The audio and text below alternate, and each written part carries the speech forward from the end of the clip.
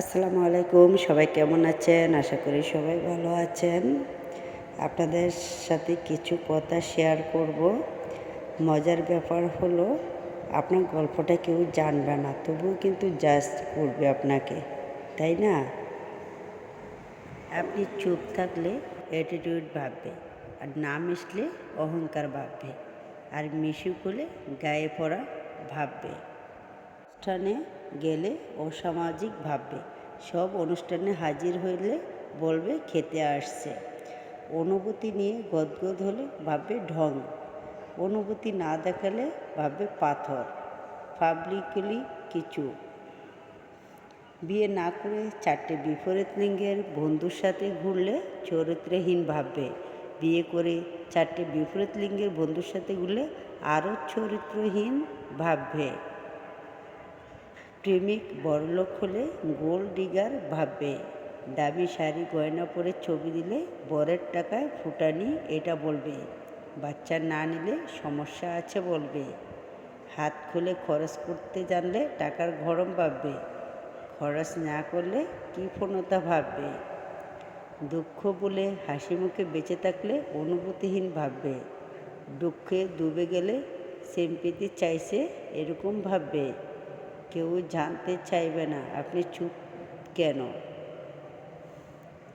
আর কাউকে বিশ্বাস করতে পারলেন না তো কেন পারলেন না? পাথর হলেন তো কেন হলেন? শুধু জাজ করবে।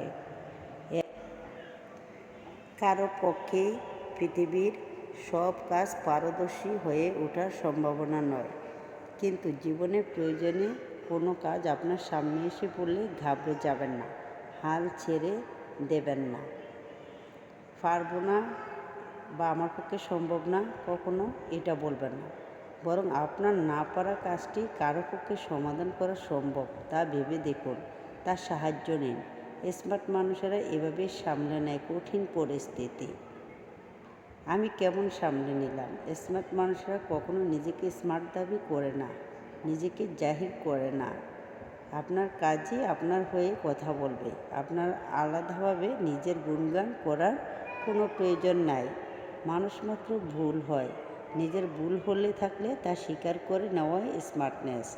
আর আপনি যদি ভুল না করে হয়ে থাকেন তা ঘোষণা করতে যাওয়ার কোনো দরকার নেই। অন্যের ভুল থাকলে সেটি নিয়ে বাড়াবাড়ি করবেন না। অন্য কেউ ভুল হয়ে থাকলে তাকে আন্তরিকভাবে বুঝিয়ে বলুন, সেটি অবশ্যই অন্য কারো সামনে নয়। সবার মন মানসিকতা এক হবে না, এটাই স্বাভাবিক। কারো মন মানসিকতা আপনার আধুনিক চিন্তা চেতনার সঙ্গে না মিলে তাকে সেকেলের একেলের এরকম আখ্যা দিতে যাবেন না, এটাই আপনাকে আনস্মার্ট দেখাবে। অন্যের জীবনসঙ্গীর কোনো আচরণ আপনার কাছে খারাপ লাগতেই পারে, কিন্তু একই কাজ আপনার জীবনসঙ্গী করলে আপনি তা মেনে নিতেন না। এভাবে কথাটা বলার মধ্যে স্মার্টনেস নেই। আপনি হয়তো কারো প্রতি সহানুভূতিশীল হয়ে এমন কথা বলছেন, কিন্তু তার অর্থ এমনও দাঁড়াতে পারে ওই ব্যক্তিকে খুব খারাপই দেখাচ্ছে।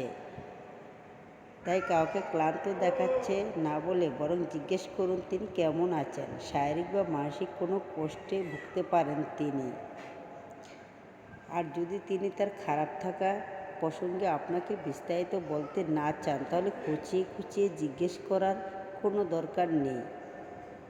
বিয়ে করে ফেলেন, বাচ্চা নিয়ে নেন, অমন চাকরি কেউ ছাড়ে না, এসব কিছু বলার দরকার নেই। এসব বললে মানুষের মনে কষ্ট আসে।